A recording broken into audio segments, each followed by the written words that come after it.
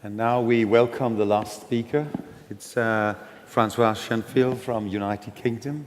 It's going to give us the last talk on the most difficult issue in the whole session here, I think, about surrogacy. I admired you for many years, and I'm very happy to see you here today. Thank you. Thank you very much. That's an excellent start, and thank you to have invited me to be last. There's a lot. I found this only one day, which I could only attend one day, very interesting, and I must say full marks for the coherence in which you put the sessions together, because what I'm going to say refers a little to what Richard talked earlier. Some of the patients who need oocyte freezing or ovarian freezing or so, and the partner with their partner or alone to conceive, they might have, through radiotherapy, a rather damaged pelvis. And not only might they need gamete donation, or they might not if they're lucky, but they might need surrogacy because they have no uterus left in which an embryo is going to settle comfortably, let alone produce a child. And of course, openness and geneticization are very important. And that reminds me of something which I've read. And it's very difficult to find why many people are attached to their genes, but our patients are attached to their genes. When they come, they want to have a baby with a person they love, whether it's same-sex or heterosexual. And that seems to be part of a human nature. Nobody has found a reason why. Maybe it's replaced the fact that in the old days, when we didn't know about genes, we fantasize and imagine that it was the person we love for this or that quality, plus, good family, etc. So nowadays we know more about genes. So it's important to have the child with your genes, hence surrogacy. Did I do that? I hope not. So, I have no conflict of interest, and what I hope to be able to trigger, because I'm not going to give you truths, there's still a lot of debate, is how to analyze arguments which have been everywhere from against surrogacy, because generally it said it's an affront to human dignity, and that, of course, there are theses written about the notion of dignity, to acceptance, and would you accept it on medical grounds only for women in a heterosexual relationship, whilst, of course, awaiting the golden day where every surgeon in this room will practice uterine transplant, not taking 12 to 15 hours for the surgery, and with a success rate which is still not terribly high. So we're waiting for that. I'm not sure whether I'll see it. Or would you, if you decide that it's a good thing, accept it for all couples, i.e. same-sex couple, on the grounds for which we're accustomed, certainly in Europe, because remember my brief is about Europe, gender equality, and according to Human Rights Declaration, no discrimination according to gender, sex, etc. And of course, a very important matter is, do we compensate or not for surrogacy? In Europe, it would be compensation, of course, on the model of gamete donation, where it's forbidden to pay. The nub of the matter is in the terminology. Compensation not pregnant. When compensation becomes disproportionate, as to become payment, is a major issue. And this is not for giving, according to Europe. We're not talking about selling gametes, which no American in rooms is mostly the case over this side, the other side of the Atlantic, but giving gametes for the length, the temporary length, we hope that nothing serious will happen to that uterus, of a uterus, which is 9 months long on average, and that's rather different than giving sperm or even having stimulation to give oocyte. So the nub of the matter is, if you accept, let's have a premise that you think that surrogacy is allowed in some circumstances, which have to be defined.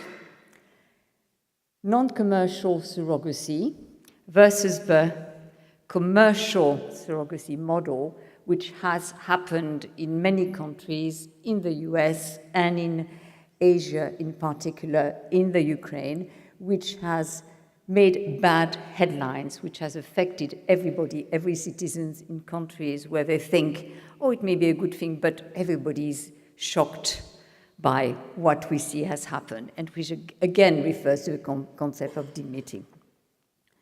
And to complicate it, of course, when I'm in consultation, I usually see two people, whether they're same sex or different sex, sometimes one person, but here you have to take into account the welfare or the interest of the intentional parents, the interest of a surrogate who's going to go through a pregnancy, which we know evidence-based is slightly, only slightly, fortunately, but slightly riskier, lots of evidence about more hypertension, etc.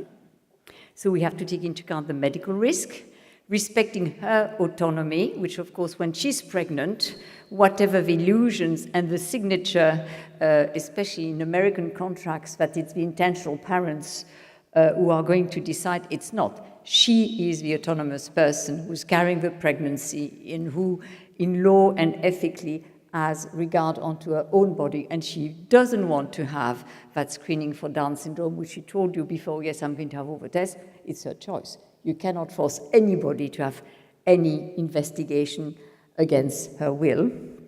You have to think about her family's interest, because, of course, it is better that she's had a pregnancy already, hopefully successfully, and during pregnancy and after delivery. So what I'm going to try to do is to show you some different legal models with the implication, what happens with a gestating mother at birth, the interest of the intended parents, and the best interest, because when the child is born, legally at least, it's not the welfare anymore. When the child is there, there's nothing more important than the interest of that child, what any judge in any family court will tell you. And what happens with birth certificates and so on. So, pros and cons. This is a debate which is very active, for instance, in France, where I was born, and I gather that there's some talk about it also in Spain and in many other countries, and ethical in inverted commas, which is non-commercial, with a fair, non-disproportionate compensation, or no compensation at all, which would be perhaps fantastic if my sister decided to lend me a uterus, but I suppose these cases will be very few and far between. Is it possible?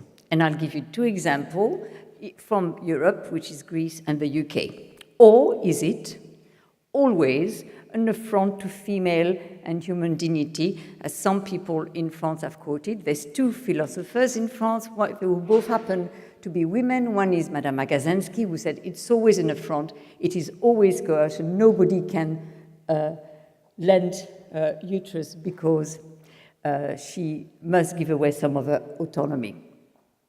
And to quote Italy, which is not very far from here, the Minister of the Interior, quite a major figure, likened surrogacy in Parliament about a year ago to sex offenders, well, that it was a kind of prostitution. I'm not sure whether they meant that the surrogate were like prostitution or that the intending parents were treating a female like a prostitute. They were paying for a part of her body. So you can see how explosive the debate can be.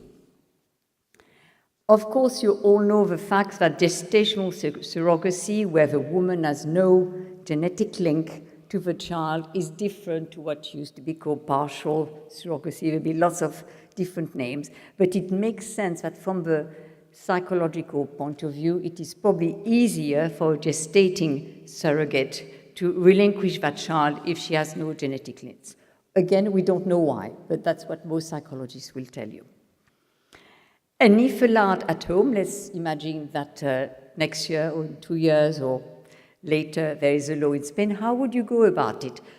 Political decision will rely on us, a professional, and on every citizen in the country to give them an opinion. Should it be for everybody? Should there be age limit? Should it be for just women with medical indications, etc.? And in a pragmatic sense, we know that it happens a lot.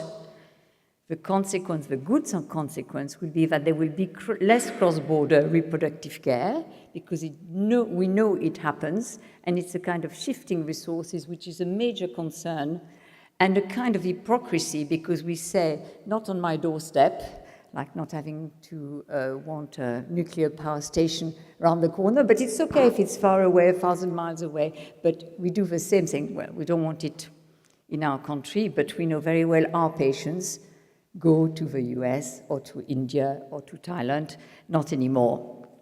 But this is some of the pros and cons.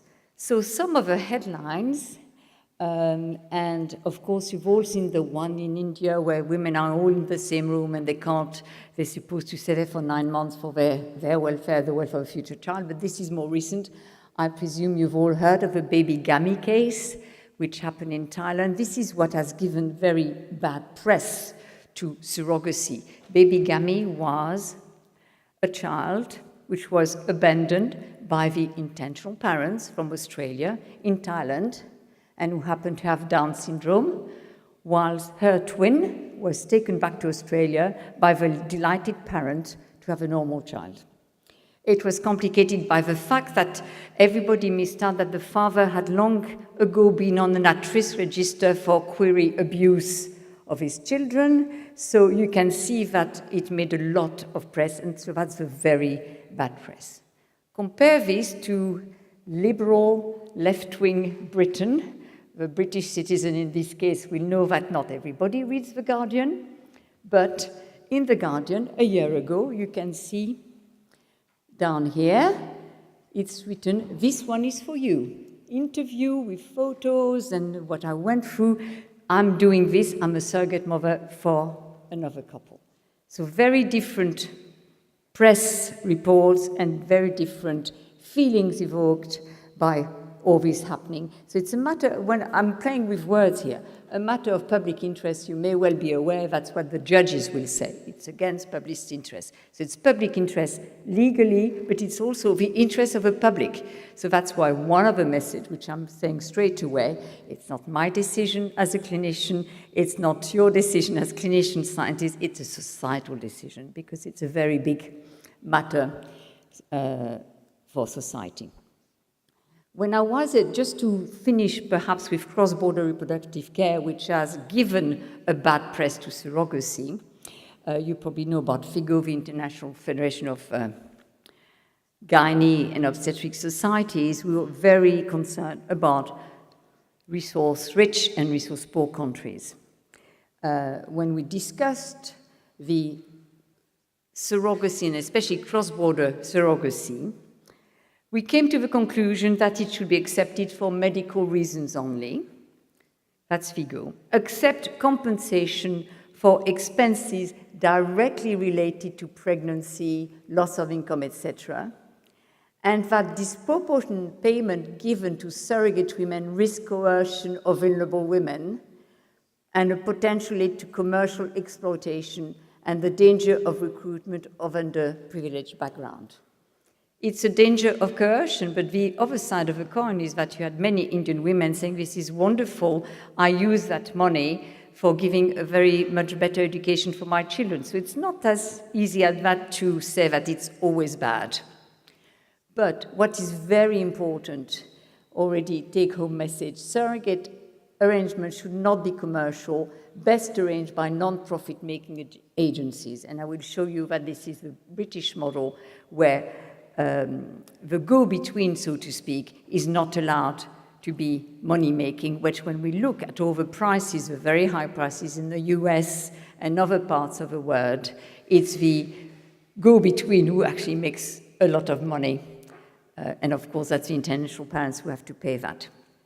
So our conclusion there, to finish with cross-border, is that we should also take special consideration about trans-border reproductive agreement with this risk of coercion for resource-poor women from resource-rich country citizens, a bit like having cheap labor, in a sense, which is not generally a good reason to use people who may be more easily, not necessarily coerced, that's a strong term, but convinced because their autonomy, their ability to give an autonomous decision is lessened by the amount of compensation. So what are the good reasons to perhaps accept surrogacy in Europe? And as I've said, we have two models. I will give you an example from Spain. There are, and there have been for the last 10 to 15 years, lots of legal issues at departure from the birth country from the internal parents with their child, because the administration is not certain that they can go, they haven't got the right amount of certificates and so on, and even worse, when they arrive to their home countries, there are many legal issues. Let me give you a Spanish example. 2006, twins born in California to a married male Spanish couple with a pre-birth judgment given by the local court, the judge in California, but the consulate, who represents the Spanish government, refused to issue a visa. So they were stuck there for quite a while, eventually resolved in 2011, 5 years later, not as bad as France, I'll show you in a minute, when the Ministry of Justice weighed the interests of the children versus the interests of the Spanish government in prohibiting surrogacy. What is the interest of the Spanish government of prohibiting surrogacy? I'm not sure, but it's a matter of what they would say public interest, as a matter of principle. Now in France, where I'm sure all of you know where I actually come from, even though I work in the UK, to arrange surrogacy, if you're a practitioner, you can incur 7,500 euros fine or 6 months in prison. I reassure everybody to tell you that I'm not aware that there's been a single case. So sometimes when I studied law, my professor told me, if a law cannot be applied, you know where it should go straight away, in the waste paper basket, okay? Non-enforceable, didn't happen. What do the French couples in it do? They go to Belgium, and they have a surrogate agreement with a Belgian surrogate who then comes and delivers under X in France. Now, delivery under X is a very specific French system, which ingloriously was put in place by the Pétain gouvernement during the occupation of Second World War, because there were too many women finding themselves having abortions illegally with lots of complications. They said, let's give them a way to escape. They can deliver and not put their name on the birth certificate. I am not aware that it happens anywhere else in the world. There was a time where it was legal briefly in Austria, but I believe that's changed. But it's still the case in France. So they go, the father, the presumptive father, can recognize the child in utero, and then they go and register the child, and then the intentional parent mother who has given her genes, oocyte, has to adopt the child. So this is the case. This is how the French, for the time being, circumvent the law. You can see the French titles. I'm sure many of you understand this. Belly to rent, ventre à louer. So that's for the contra group, whilst here is Madame Badinter, the second philosopher which I mentioned, who really thinks that in this battle for surrogacy, which has started in France, there is a way of finding some compromise to make it acceptable. So the French example I wanted to give you is the well-known case of a Menesson family who, at least 17 years ago, I think now went to California to have surrogacy with twins, and it took them 11 years to get the French government to give French nationality to their child. And I will show you in a minute that it went right up to the European Court of Human Rights. But for those who are really interested, there is a report from the European Parliament, Director General of Internal Policies, which is only 380 pages long, which will give you all the details about legislation in all Europe and all the case law. But you really have to be fairly passionate to read that. So the welfare of a child, France, as I said, as you know, minimal bit of law here. If you lose a case in court, you can appeal. If you appeal, you go to the Supreme Court in the UK or the Cour de Cassation in France, and I'm not sure what the title would be in Spain, forgive me. But if you lose all that, then only can you go to the European Court of Human Rights and say, well, I think that was a wrong decision by my government, and where do I stand? And what the European Court of Human Rights told France in 2014 is that they had to legally recognize children born to foreign surrogate. They were called very romantically les fantômes de la République, ghosts of the Republic, because there they were, back in the country with their parents, no ID card, no official right to go to school, of course. People were very kind, they let them go to school, but whenever you needed official papers, it was quite a problem. And in 2015, the French courts, you have to integrate by law within 2 years what the European Court of Human Rights has told you. They ruled that children born through surrogacy could inherit nationality from their biological parents, thus bringing them out of a legal limbo of which they are. But for gay couple, of course, it meant that only one of a couple could establish a legal relationship to the child. Now, the two examples of where it is legal in Europe. There are other countries where it's practiced, but it's practiced because it's not illegal and banned. And there are surrogacy arrangements, particularly in Belgium and in the Netherlands, which work quite well. I've just reviewed a paper from the Netherlands where there's 10 years experience, which I think you'll probably soon see published. In Greece, this happened in 2002, enforcement of medically assisted reproduction. Before the agreement is made, it's called ex ante in Latin, because the Latin, like mathematicians, lawyers are very fond of Latin. So before starting the journey, the intending parents go and see the family judge. It's a procedural appearance, it's not in court. They go to the family judge and they sign a paper with the surrogate mother saying that they are going to become the legal parents from conception. It's a very specific arrangement. And it's allowed for heterosexual couples or single female. The judge has to check that the female intended parents has a medical indication for surrogacy and is less than 50. In practice, we know that if she uses her own eggs, she'll be younger than that. The surrogate must be medically and mentally fit, so testimonies from the medical team. And she has no right over the born child. Of course, in English law, we say she has no responsibility, because if you look at any legal documents and the Children Act, it's all about responsibility towards the children. It's not about rights. And as whoever is parents in this room, it makes sense, doesn't it? We don't have rights, we have responsibilities.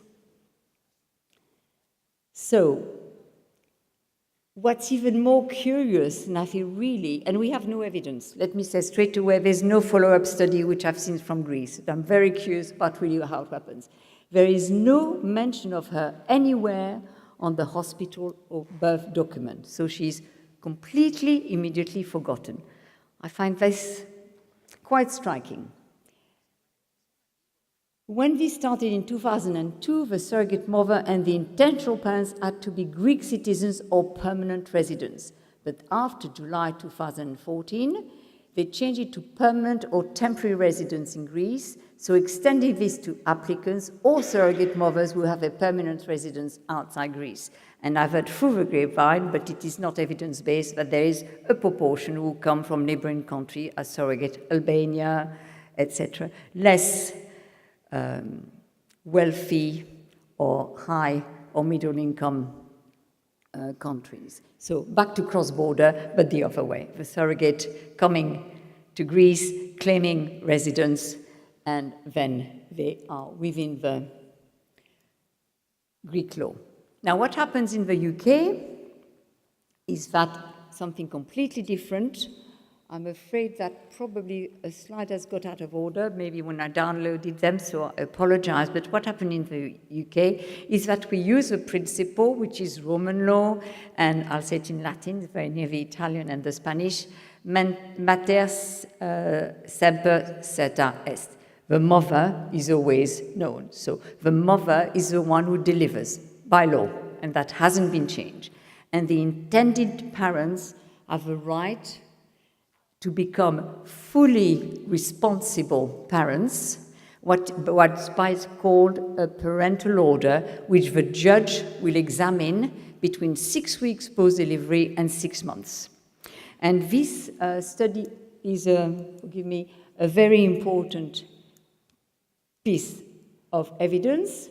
In the Journal of Social Welfare and Family Law, they really took a lot of dedication to go through all the records of every single local authority birth certificates to see what had been changed. And they found a certain number, which I'll give you in a minute, but let me tell you a little bit more about the law. The judge can say, no, the amount of compensation you gave is disproportionate, and I'm not going to give you that birth certificate. But there has been no refusal by any judge to this date because of unreasonable cost. And we know of 2 cases, and the rest is probably disappeared somewhere in the legal literature, that the court approved payment in the Ukraine of 27,000 euros, and think not only 27,000 euros for UK or Spain, think what it means for Ukraine, where the average income is much less, so that the child, best interest is the most important, would not be stateless and parentless.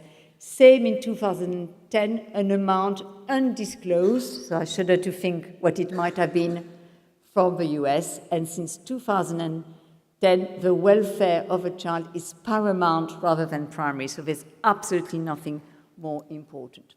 So what does this bit of research from Live, etc., tells us? They looked at all the parental order registered between 1995 and 2011. We have no data from afterwards, but that's quite a lot. There was a really sharp increase from 2008, where we had about 50 a year. Then you can see 73, 2010, 75, 2011, 133. And before 2007, there was some discrepancy with the surrogate agency, but there was a very good match afterwards. We also know from this data that 26% of a parental order granted in 2011 involved birth outside in the UK. 13% for boys in Scotland. Remember that there's devolution, so the figures for England and Wales will be separate from the figures from Scotland. And for instance, in these 2 years, 20 from India, 16 from the US, 4 from the Ukraine, out of 190. To the extent, because 20% is not a negligible minority, that the Home Office UK Border Agency issued specific guidance for people who had gone to India or the US, what you must do when you come back. Make sure you bring this paper, that paper, etc. So everybody knew that it could be complicated. Now, recently, something very interesting has happened. I will try to finish quickly because of the time. We've had this March special advice from the Department of Health and Social Security, which is our Ministry for Health, because all the 3 majors, there's only 3 actually, 2 major, Surrogacy UK and COTS, and 1 set up by a lawyer who specializes in giving advice for surrogacy. Slight conflict of interest. However, they published 2 documents, one for the people wanting to go through surrogacy, one for the professional, including the midwife. So they're about 25 pages long, so that's quite easy to read, unlike the EU document, which is almost 400 pages. Intentional parents should set the planned expenses in as much detail as possible, detailing of how the payment will be made, when they will start and when they will stop. Keep a record, and the court process will be very straightforward if no more than reasonable expense have been paid. Of course, there's the rub. Whilst the law does not provide a definition of reasonable expenses as a guide, the court has generally accepted as expenses. Here's the list. Okay, I'm very happy to share my slides, but you will see in how much detail they went to inform the intentional parents, the surrogate loss of earnings, his partner's parents' loss of earnings. additional car charges, whether you want to go to a yoga class, for instance, additional food, travel and accommodation before, during, after, etc., a modest recovery break for the surrogate and the family postpartum, other incidental expenses, etc., of the possible costs. And there's the rub. There's two main problems. A, there's no surrogacy agreement in the National Health Service. It all happens in the private sector. Think of a treatment cost. It isn't cheap in the private sector in the UK. In the UK, we have this particular characteristic. It's either totally free and you don't even pay anything, contrary to France, where you pay and you reimburse, and perhaps in Spain as well, I'm not very sure. So it's totally free or totally expensive because there's no insurance company who will reimburse fertility treatment. So when you pay a lot of money. And London, with or without Brexit, is still the most expensive city in Europe, and will sadly be soon the most expensive city in Europe, geography, but outside of the EU. Treatment costs, private treatment, multiple attempts, whether you need eggs and sperm, you should make a will just in case something happened to a surrogate, to you, etc., who's going to look after the child, who the child will inherit from. An insurance, it's a good idea to have a life insurance for the surrogate. Non-profit organization agency fee, it's minute. I don't know if it's £100 a year to be a member of these agencies, but very little. Legal costs, it's minute as well. To go in front of a judge, it was £215, with a fluctuation of the pounds, it may be €250. You may also wish to budget for legal advice or legal representative, just in case you've read all these 70 pages and you haven't quite understood what it means. Surrogacy UK, one of the major agencies last year, said we must even go further. We really hold dear altruistic surrogacy. It's a relationship, and it's very different from a Greek pattern, because when you look at their information on the website, they say, some of our patients, they're friends with a surrogate. We have no evidence. I don't know whether how it's true, whether it's a proportion or not a proportion, but there it is. Relationship, not a transaction. But they think that the parental order should be pre-authorized with legal parenthood conferred at birth on the intended parents who would then register the birth, because for the time in the UK, who registers the birth is the surrogate mother, and if she's married by law, her husband is the father, because like all laws generally, if you're a child of a marriage, you're of that marriage until proved otherwise. They also said parental orders should be available to single people for double donation, remove a time limit for applying for parental order. I'm just telling you what's happened. I'm not sure why. I think 6 months is plenty. If you determine to become the parent, surely you've been planning this for 9 months, plus all the years of travail before seeing specialists and so on, so you should know what you're doing. And very important, there should be a central database so that it's all transparent, collected and published annually. So we should all keep accurate records, because we do have some records. I'm going to pass on this because it's a repetition of what I said before, but the HF figure published last month on the annual cycles in the UK show that in 2016 there were 232 cycles where the patient was registered as a surrogate. It peaked in 2005 a little bit more. But in the past 10 years, the number of patients registered as surrogate has more than doubled. Remember that this is gestational surrogacy, because if it's at-home surrogacy with an intended father inseminated the surrogate either naturally or artificially with whatever, it's not registered. And maybe that happens in 20% of the cases. But they also give you the birth rate, what to expect for our patients. So to go back to Europe, there's absolutely no consensus. And I'm sure you all know Petra de Sutter, who, apart from being a professor of obstetrics at Ghent, is also a member of Parliament representing Belgium in the European Union, and also at the Council of Europe.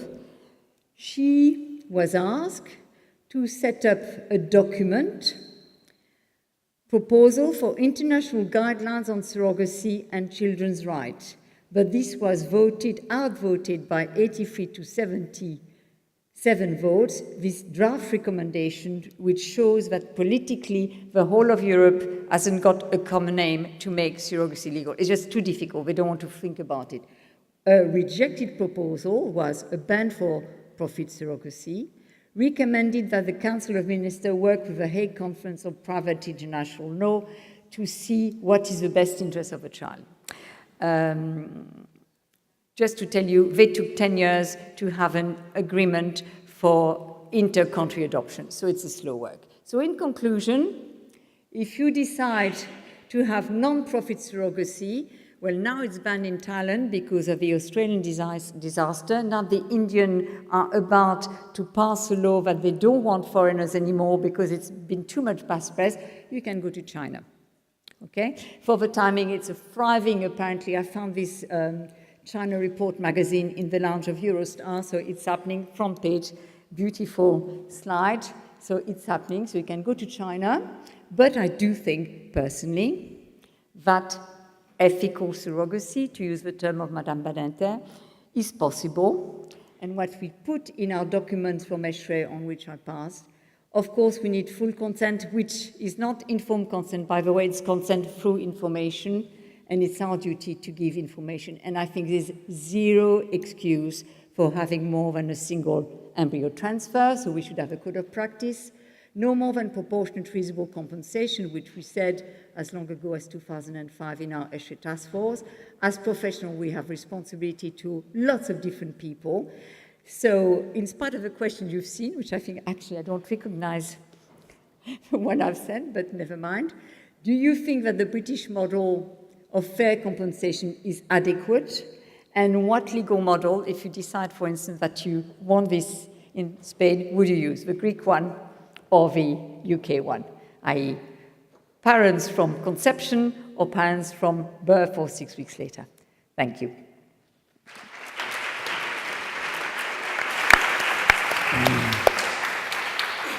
If there's a very quick question, we can take it. Otherwise, is there anybody? Thank you, Dr. Shenfield, for your very clear talk.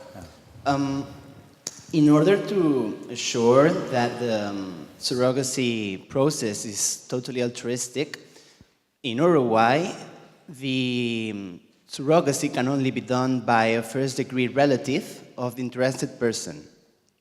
I was wondering if you could give us your opinion on this issue, or if a model like this can ever be applied in Europe. Thank you. I think that's a good point. I don't think, to again be acting like a lawyer using the double negative, I have no objection to family members as long as there's no pressure. And I think in the nature of family relationship, it may be more understandable for a mother to lend, forgive me, a uterus to a daughter than the other way around, where the pressure of the mother figure may be unacceptable. And sisters, absolutely fine. Now, if it's sisters-in-law on the side of a husband or partner, intentional father, you have to be very careful that you wouldn't breach the laws which are already current on incest. And it may not be incest per se, according to the lawyers, because they never thought about these wonderful possibilities we offer them with ART, but certainly in the mind of the public, it will feel very much like incest, and you can look up what the ESRM has said about this, and there's other as well. Thanks a lot. Thank you very much.